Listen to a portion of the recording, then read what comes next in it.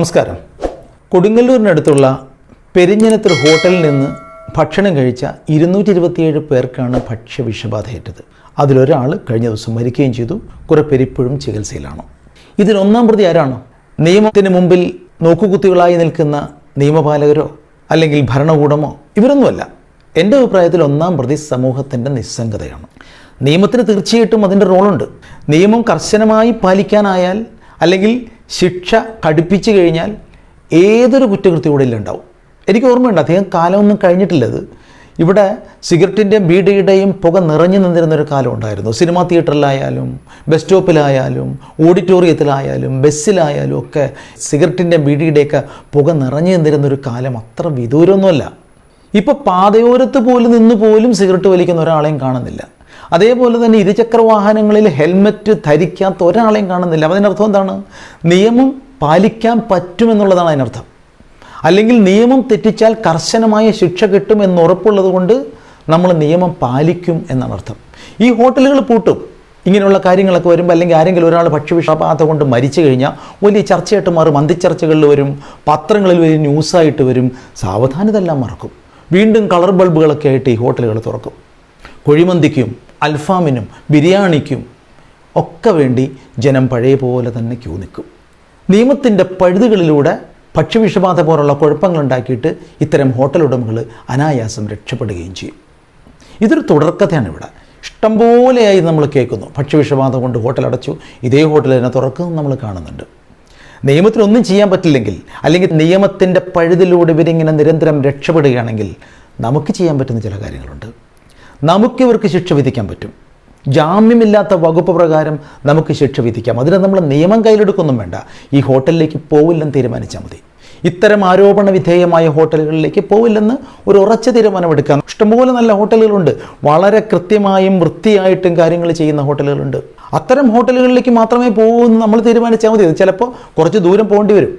ഇത് ചെയ്യാതെ ഈ ഹോട്ടലിലേക്ക് തന്നെ വീണ്ടും പോവുക. പ്രത്യേകിച്ച് പെരിഞ്ഞനത്ത് സംഭവിച്ച കാര്യം എനിക്ക് വിചിത്രമായിട്ട് തോന്നുന്നത്, സൺസെറ്റ് യെല്ലോ എന്ന ഗുരുതരമായ ഒരു രാസ കളർ ഉപയോഗിച്ചു എന്നുള്ള പേരിൽ നിയമ നടപടി നേരിടുന്ന ഹോട്ടലാണത്. കഴിഞ്ഞ 3 മാസമായിട്ട് നിയമ നടപടി നേരിട്ടുകൊണ്ടിരിക്കുന്ന ഹോട്ടലാണ്. സൺസെറ്റ് യെല്ലോ എന്ന ഈ രാസ കളർ ഒരുപാട് ഗുരുതരമായ ആരോഗ്യ പ്രശ്നങ്ങൾ ഉണ്ടാക്കുന്നതാണ്. തുകലിനും തുണിത്തരങ്ങൾക്കൊക്കെ കളർ ഉണ്ടാക്കാൻ ഉപയോഗിക്കുന്ന സാധനമാണത്.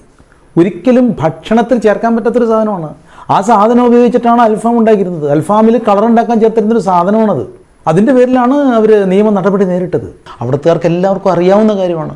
എന്നിട്ടും അതേ ഹോട്ടലിൽ തന്നെയാണ് ഈ 227 പേരും വന്ന് ഭക്ഷണം കഴിച്ച് ഇപ്പോൾ വല്ലാത്ത ഒരവസ്ഥയിലേക്ക് എത്തിയത്. ഒന്ന് ആലോചിച്ച് നോക്കി, എത്ര ഗുരുതരമായിട്ടുള്ള കുറ്റകൃത്യമാണത്. കിഡ്നിയും കരളും തുടങ്ങിയ ആന്തരാവയവങ്ങളെ മുഴുവൻ തകർക്കാൻ കഴിയുന്ന ഒരു രാസ കളറാണ് ഈ സാധനം. നമ്മുടെ കിഡ്നിയും കരളൊക്കെ ഒരു പരിധിവരെ ക്ഷമിക്കും. ഒരു ചെറിയ വിഷാംശമൊക്കെ അത് സ്വയം അതിൽ നിന്ന് അതിജീവിക്കും. അതിന് താങ്ങാൻ പറ്റാത്തത്ര വിഷമടിച്ച് കയറ്റി എന്താ ചെയ്യുക? ആന്തരാവയവങ്ങൾ മുഴുവൻ തകർന്ന് തരിപ്പണമായി പോകും. മയണൈസാണ് ഇത്തവണത്തെ കേസിലെ വില്ലൻ എന്ന് പറയപ്പെടുന്നു. മയണൈസ് ഉണ്ടാക്കുന്നതിനും ഉപയോഗിക്കുന്നതിനൊക്കെ ചില ചട്ടങ്ങളുണ്ട്. നിയമം അനുശാസിക്കുന്ന ചില ചട്ടങ്ങളുണ്ട്. അതൊക്കെ നിർബന്ധിതമായി ഹോട്ടൽ ഉടമകൾ പിന്തുടരേണ്ടതുമാണ്. ഇതൊന്നും ചെയ്യാറില്ല. എനിക്ക് തോന്നുന്നത് ഭൂരിഭാഗം പേരും ആ ലോക്കലായിട്ടുള്ള ആളുകൾ തന്നെയാണ്. പുറത്തുനിന്ന് വന്നിട്ടുള്ള ആളുകളൊന്നുമല്ല. അവർക്കൊക്കെ അറിയാത് ഈ ഹോട്ടൽ പ്രശ്നമാണ്, വൃത്തിഹീനമായ സാഹചര്യങ്ങളിലാണ് ഭക്ഷണം പാചകം ചെയ്യുന്നത്, അതുകൊണ്ട് നിയമ നടപടി നേരിട്ടതാണ്. ഇതെല്ലാം അറിയാവുന്ന കാര്യമാണ്. എന്നിട്ടും അവിടെ വന്ന് ഭക്ഷണം കഴിക്കുകയാണ്. അതുകൊണ്ടാണ് ഞാൻ പറഞ്ഞത്, ഈ നിസ്സംഗതയാണ് ഒന്നാം പ്രതി. അവിടെയാണ് പൊതുജനങ്ങളായ നമ്മൾ ഏറ്റവും കൂടുതൽ ജാഗരൂകരാകേണ്ടതും നമുക്ക് ചെയ്യേണ്ടതായിട്ടുള്ള കാര്യങ്ങൾ ചെയ്യേണ്ടതും. ഒരു കാരണവശാലും ഇത്തരം ഹോട്ടലുകളിലേക്ക് കടക്കാതിരിക്കുക. അല്ലാണ്ട് ഇവരെ നിയമത്തിന് വിട്ടുകൊടുത്തുകൊണ്ടോ അല്ലെങ്കിൽ കേസ് കൊടുത്തതുകൊണ്ടോ അല്ലെങ്കിൽ ഏതെങ്കിലും ഭരണാധിപന്മാരെ സമീപിച്ചതുകൊണ്ടൊന്നും പ്രത്യേകിച്ചൊരു കാര്യമില്ല. അങ്ങനെ ഒരു കാര്യം ഇതുവരെ ഉണ്ടായിട്ടുമില്ല. അവരെ കുറ്റപ്പെടുത്തിയിട്ടും കാര്യമില്ല. അതിന് നമ്മൾ ചെയ്യേണ്ട കാര്യം നമ്മൾ ചെയ്യുക ആദ്യം. അത് നമുക്ക് ചെയ്യാൻ പറ്റുന്നുണ്ടോ എന്ന് നോക്കുക. ശിക്ഷ എപ്പോഴും മാതൃകാപരമായിരിക്കണം. 10 ഹോട്ടലുകൾ ഇതേപോലുള്ള കാര്യം കൊണ്ട് അടച്ചിടേണ്ടി വന്നാൽ, ഒരിക്കലും തുറക്കാത്തൊരവസ്ഥ ജനങ്ങൾ ഉണ്ടാക്കി കൊടുത്താൽ പിന്നെ 11ാമത്തെ ഹോട്ടൽ ഇതിന് തയ്യാറാവില്ല. അവർ പിന്നെ ഭക്ഷണം വളരെ ശ്രദ്ധിച്ച് തന്നെ പ്രിപ്പയർ ചെയ്യുള്ളൂ. നല്ല ഭക്ഷണം ഒരാൾക്ക് കൊടുക്കുക എന്നുള്ളതാണ് ഹോട്ടലുകളുടെ ഏറ്റവും മുഖ്യമായ കർമ്മം. അത് ചെയ്യാൻ അവർക്ക് സാധിക്കില്ലെങ്കിൽ പിന്നെ എന്തിനാണ് അത് തുറന്നു വച്ചിരിക്കുന്നത്? എന്തിനാണ് അത് തുറന്നു വച്ചിരിക്കാൻ നമ്മളവരെ പ്രേരിപ്പിക്കുന്നത്?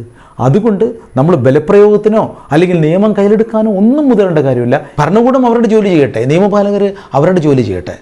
നിയമത്തിൻ്റെ പഴുതുകളിലൂടെ രക്ഷപ്പെടുന്ന ഹോട്ടൽ ഉടമകൾ രക്ഷപ്പെട്ടു പൊക്കോട്ടെ. പക്ഷേ നമ്മൾ ചെയ്യേണ്ട ഒരു കാര്യം ഇത്തരം ഹോട്ടലുകളിലേക്ക് ഒരിക്കൽ പോലും പോയില്ലെന്ന് മാത്രമല്ല അങ്ങോട്ട് നോക്കുക പോലും ചെയ്യില്ല എന്ന് സ്വയം ഒരു ഉറപ്പ് കൊടുക്കുക.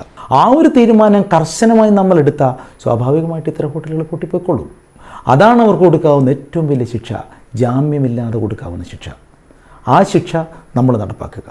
ആ ശിക്ഷ നമ്മൾ നടപ്പാക്കിയാൽ എല്ലാം ശരിയാവും. ഇതാണ് ഒരു സമൂഹ ജീവി എന്നുള്ള നിലയിൽ സമൂഹത്തിനോട് നമ്മൾ ഓരോരുത്തരും ചെയ്യേണ്ട കടമ. ഈ കടമ കൃത്യമായി നിർവഹിച്ചാൽ ഇത്തരത്തിലുള്ള വാർത്തകൾ ഒരിക്കലും ആവർത്തിക്കില്ല. മറ്റൊരു വീഡിയോ വീണ്ടും കാണാം. നല്ലൊരു ദിവസം ആശംസിക്കുന്നു. നന്ദി, നമസ്കാരം.